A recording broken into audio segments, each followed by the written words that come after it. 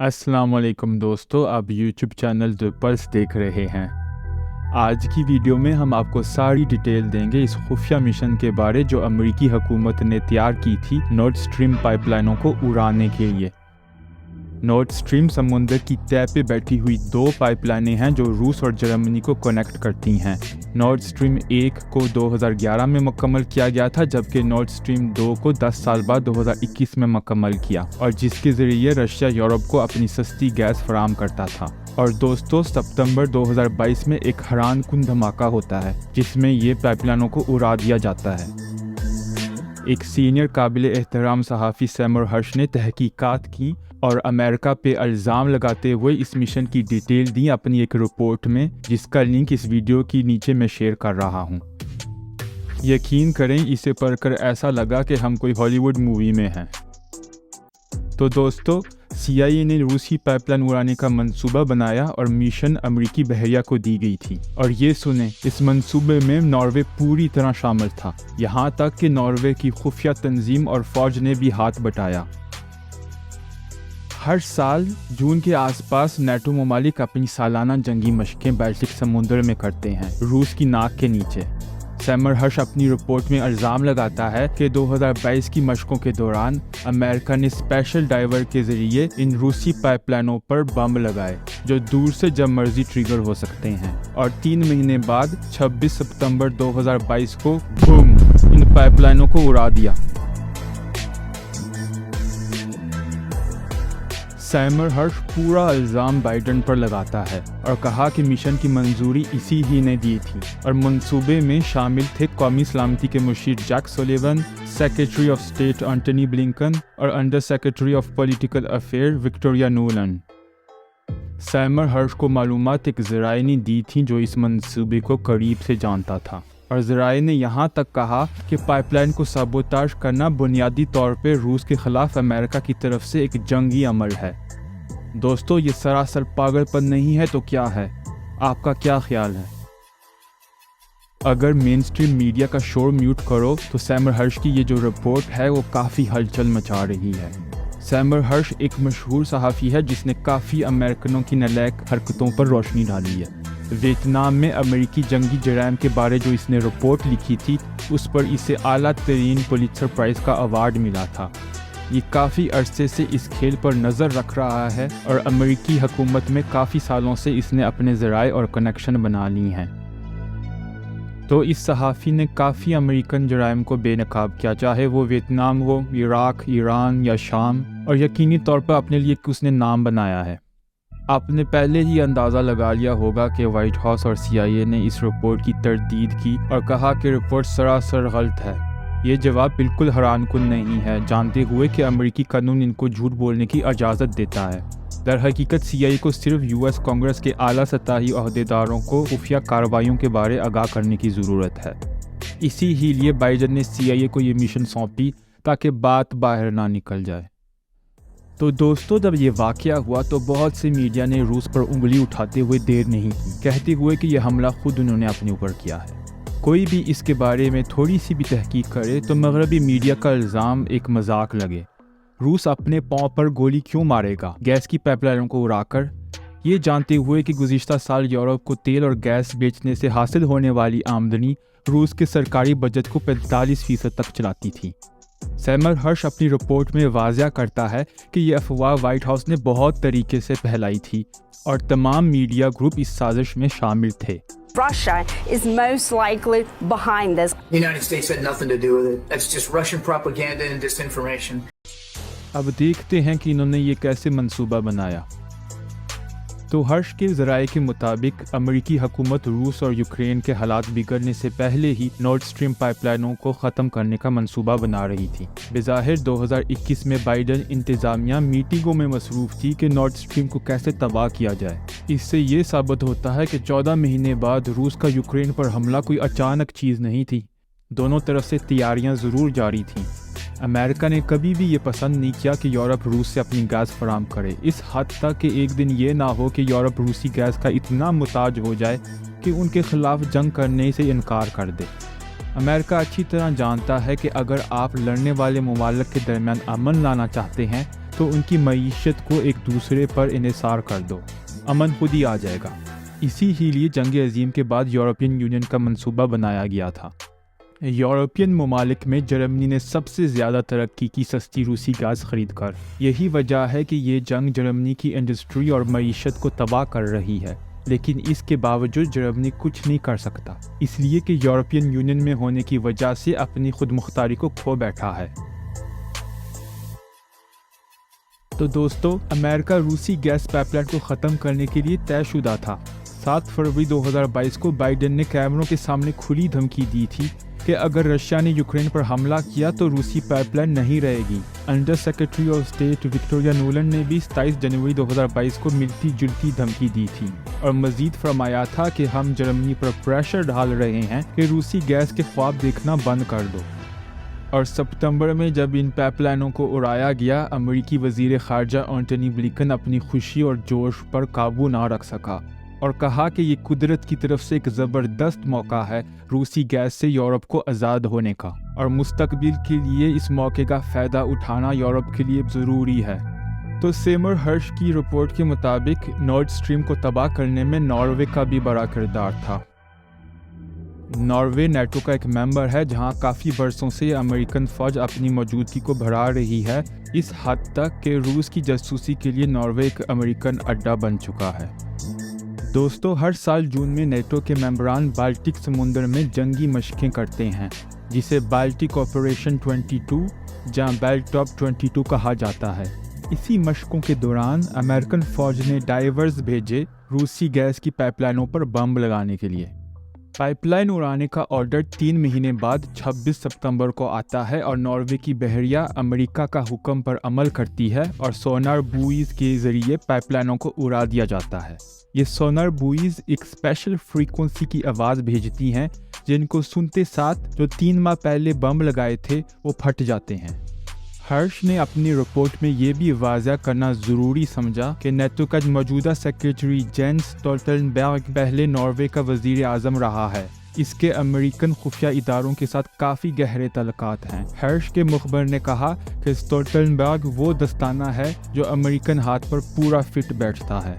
آخر میں ہرش نے مزید کہا کہ نارویجن کا اپنا مفادات تھا نارڈ اسٹریم پائپ لائن کو تباہ کرنے میں۔ امریکی منصوبہ کامیاب ہوتے سار یورپ کے ممالک کو گیس کی ضرورت پڑنی تھی اور ناروے موقع کا فائدہ اٹھا کر اپنی بہت سی قدرتی گیس یورپ کو فروخت کر سکتا تھا، اور یہ بات سچ ثابت ہوئی۔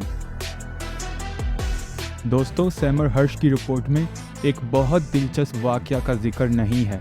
نارڈ اسٹریم حملے کے چند گھنٹوں بعد نیٹو کے رکن ممالک ناروے، ڈنمارک اور پولینڈ نے بالٹک پائپ کے نام سے ایک نئی گیس پائپ لائن کا افتتاح کا اعلان کیا۔ یہ پائپ لائن بھی نارڈ اسٹریم کی طرح یورپین یونین کے تعاون سے بنائی گئی ہے اور اس سے اس بات کو مد نظر رکھتے ہوئے بنایا گیا ہے کہ ایک دن نارڈ اسٹریم کی ضرورت نہیں رہے گی۔ تو یہ ساری معلومات جاننے کے بعد آپ حیران نہیں ہوں گے اسے جان کے کہ نارڈ اسٹریم پائپ لائنوں کو اڑانے کے بعد ایک دلچسپ معاہدہ ہوتا ہے جس میں ناروے قدم بڑھاتا ہے یورپ کی گیس کی کمی پوری کرنے کے لیے۔ اس کے ساتھ ساتھ امریکہ گیس کی مارکیٹ میں بھی سب سے بڑا کھلاڑی بن جاتا ہے۔ اس جنگ نے امریکہ کو نمبر 1 LNG ایکسپورٹر بنا دیا ہے، اور اگر کوئی پوچھے کہ یہ کیسے ہوا تو جواب یہ ہی ملے کہ ارے بے چپ کر، یہ تو بس ایک قدرتی اتفاق ہے۔ سمجھو کہ یورپ ایک بچہ ہے جس کو دودھ کی ضرورت ہے، اور اس کی دودھ کی ضرورت ایک دودھ والا پوری کرتا ہے، اور آپ کے پاس بھی دودھ ہے لیکن زیادہ مہنگا ہے، تو آپ کے پاس ایک ہی حل ہے اپنا دودھ بیچنے کے لیے، دودھ والے کو اڑا دو۔ ادھر سمجھو کہ امریکنوں نے دودھ والے کی سائیکل توڑ دی، اس کا بچے تک دودھ لانے کا ذریعہ، تو بچہ دوڑتا ہوا روتا ہوا خود ہی آپ کی باہوں میں آئے گا۔ تو دوستو، یورپ نے چپ کر کے روسی سستی گیس پینا بند کر دی اور اپنی سپلائی امریکنوں سے لینا شروع کر دی، اور وہ بھی زیادہ مہنگے داموں پر۔ اور اگر آپ کو یاد ہے، ہم نے اپنی ایک پچھلی ویڈیو میں پہلے ہی آپ کو بتا دیا تھا کہ پکا یہ پائپ لائن امریکنوں نے ہی تباہ کی ہے۔ بے شک اس وقت ساری دنیا الزام روس پر کیوں نہ لگائے، اور سب سے بڑا ثبوت یہ ہے کہ امریکہ کو کتنا اس واقعے سے فائدہ ہوا۔ अंडर सेक्रेटरी ऑफ स्टेट बराए सियासी उमूर विक्टोरिया नोलन ने फ़ख्र के साथ ऐलान किया, अकेली मैं खुश नहीं हूँ, इंतज़ामिया भी बहुत खुश है ये जानकर कि नॉर्थ स्ट्रीम पाइपलाइनें समुंदर की तह पर लोहे के टुकड़ों में पड़ी हैं। इधर बताना ज़रूरी है कि विक्टोरिया नोलन का बहुत अहम किरदार था 2014 में, जब अमेरिकनों ने यूक्रेन की हुकूमत का तख्ता उल्टा था, एक हुकूमत जो न्यूट्रल रहना चाहती थी रूस और अमेरिका के दरमियान।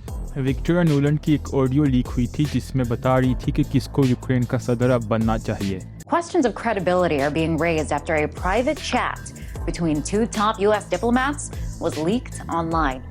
I think Yats is the guy who's got the economic experience, the governing experience. He's the guy, you know, what he needs is Klitsch and Tony Book on the outside. I just think Klitsch going in, he's going to be at that level working for Yatsenyuk. It's just not going to work. Yeah, no, I think that's right. Okay. Good. Well, do you want us to try to set up a call with him as the next step? Sullivan's come back to me VFR saying you need Biden, and I said probably tomorrow for an attaboy and to get the deets to stick. So okay. Biden's willing. यहाँ सरासर Ukraine की आवाम के vote का नज़रअंदाज किया गया था, जिन्होंने सही इलेक्शन के जरिए एक जायज़ हुकूमत को इलेक्ट किया था। Where you have these two senior officials of the U.S. government apparently talking about a coup or how they were planning to restructure the government of Ukraine. Fuck the EU. No, exactly. The neoconservative element wants very much to change the strategic dynamic in Eastern Europe. और दोस्तों ये फिर कहते हैं कि ये सब जमहूरियत और आज़ादी के नाम पर हो रहा है, और सबसे हैरानकुन बात यह है कि दुनिया इसे सच समझ के दूध की तरह पी जा रही है। अमेरिकनों की खुशी और जोशो खरोश एक हद तक समझ सकते हैं, लेकिन यूरोप खुशियां मनाता हुआ समझ बिल्कुल नहीं आता। जैसे रादेक सिकोर्स्की जो पोलैंड का वजीर दिफा और वजीर खारजा रहा है, अपने ट्वीट में अमेरिका का शुक्रिया अदा किया, और वो भी तबाह हुई पाइपलाइनों की फ़ोटो लगाकर। तो दोस्तों ये एक दूसरे को खुले आम मुबारकबाद दे रहे थे, क्योंकि मीडिया जो शोर मचा रहा था कि ये रूस ने किया है, उस शोर के पीछे खुद को महफूज समझ रहे थे।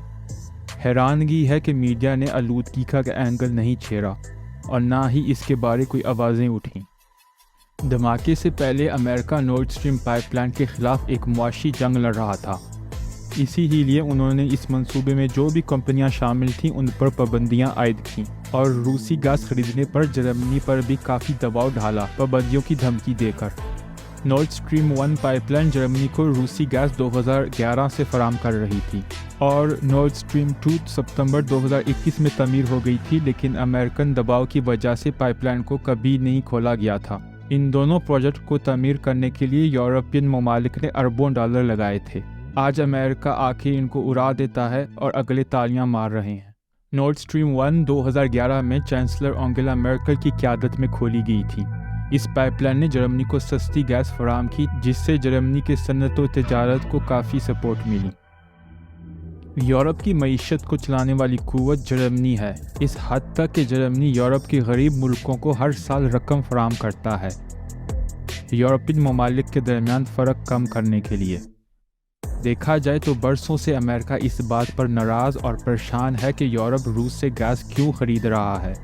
कोई अमेरिका को बता नहीं सका कि गैस वहाँ से ही ख़रीदनी है जहाँ सस्ती मिले, इससे प्रोडक्शन कॉस्ट कम होती है और आप दूसरे ममालिक की निस्बत अपनी चीज़ें ज़्यादा सस्ती बेच सकते हो, जिससे आपकी चीज़ों की फ़रोख्त बढ़ती है, और जब डिमांड आपकी चीज़ों की बढ़ती है तो इंडस्ट्री ग्रो करती है, इससे लोगों को नौकरियां मिलती हैं और लोग दोबारा पैसा इकोनॉमी में खर्च करते हैं। लेकिन दोस्तों अमेरिका ने ज़िद पकड़े रखी और 2020 में साबिक CIA डायरेक्टर और secretary of state Mike Pompeo ने वादा किया कि अमेरिकी हुकूमत नॉर्थ स्ट्रीम 2 को रोकने के लिए अपनी सारी ताकत लगाएगी। पाइपलाइन को उड़ाकर रूस का इतना नुकसान नहीं हुआ जितना यूरोप का हुआ है, इसलिए कि पहली बात पाइपलाइन की फंडिंग यूरोप ने फराहम की थी, और दूसरी बात चाइना ने देर नहीं की और मौके का फ़ायदा उठाकर रूस से सस्ती गैस खरीदने का माहिदा किया जो रूसियों ने यूरोप को बेचनी थी। अमेरिका काफ़ी अरसे से जर्मनी और रूस के दरमियान इत्तेहाद से परेशान है, और डर ये है कि वो यूरोप पर अपना आसार व रसूख खो ना बैठे। 1997 में ज़बिग्नी ब्रेज़िन्स्की, जो सदर जिमी कार्टर के कौमी सलामती के मशीर थे, अपनी किताब द ग्रैंड चेस बोर्ड में लिखते हैं, और मैं ये कोट कर रहा हूँ, अगर यूरोप में जर्मनी और रूस का इत्तेहाद हो गया तो अमेरिका को बहुत बड़ी कीमत उठानी पड़ेगी। यूरोप अमेरिका के हाथों से निकल जाएगा और इस वजह से एक ताकतवर यूरेशिया को रोकना बहुत ज़रूरी होगा अगर अमेरिका दुनिया पर अपना तसल्लुत बरकरार रखना चाहता है। 2010 में एक और मशहूर अमेरिकी इंपीरियल स्ट्रेटेजिस्ट जॉर्ज फ्रीडमैन ने लिखा कि रशिया और यूरोप के दरमियान ताउन ख़ास तौर पर जर्मनी इस दौर का सबसे अहम ख़तरा पेश करता है, एक ऐसा ख़तरा जिसे जल्दी से जल्दी रोकना ज़रूरी है। फ्रीडमैन एक निजी इंटेलिजेंस कंपनी का सरबराह था जिसका नाम स्ट्रैटफोर्ड था, जिसका अमेरिकी जासूसी इदारों से इतना गहरा ताल्लुक़ है कि इस कंपनी को CIA का साया कहा जाता है। और दोबारा 2015 में एक तकरीर में फ्रीडमैन ने कहा कि अमेरिका का ध्यान इस पर है कि जर्मनी और रशिया के दरमियान गहरे तल्कात ना बन जाएं, जो अमेरिका के लिए बहुत बड़ा ख़तरा होगा। दोस्तों, अमेरिका खुलेआम जंगों में नहीं कूदता, बल्कि दूसरों को लड़ाकर अपना फ़ायदा हासिल करता है। और आलमी जंग में उसी वक्त कूदा जब पता था कि जंग जीती जाएगी। आलमी जंगों के बाद यूरोप को अमेरिका ने खड़ा किया। उसमें अमेरिका के कैपिटलिस्ट सिस्टम को बहुत फ़ायदा मिला और यूरोप ममालिक के दरमियान इत्तेहाद और अमन कायम करने में भी कामयाब रहा। इसका सीक्रेट फार्मूला ये था कि हर मुल्क की मईशत को एक दूसरे की मुताज कर दो। यूरोपियन यूनियन भी बनाना एक बेहतरीन तरीका था छोटे या बड़े यूरोपियन ममालिक को कंट्रोल करने का। पाइपलाइन उड़ाने का वाक़या ऐसा ही है जैसे अमेरिका बहादुर यूरोप को धक्का मार रहा हो कि मैदान में उतर रूस के ख़िलाफ़। लेकिन रूस के हारने का मतलब ये होगा कि यूरोप अपनी मईशत और ताकत को नुकसान पहुंचाए। दोस्तों, इस वीडियो के आखिर में जो सवाल उठाते हैं वो ये है कि यूरोप कब तक खामोश रहेगा और अपने मुफादात को किसी और के खेल के लिए कुर्बान करने को तैयार रहेगा। सिर्फ वक्त ही हमें ये जवाब देगा। एक बात तो तय है कि ये जंग कोई मामूली चीज़ नहीं है। तारीख़ का एक नया सफ़ा लिखा जा रहा है। अमेरिका बहुत कम खुद मैदान में उतरता है और ये जंग अभी ख़त्म नहीं हुई है कि एक नई गेम की तैयारी शुरू है, जिसमें इंडिया और चाइना को एक दूसरे के ख़िलाफ़ लड़ाना है।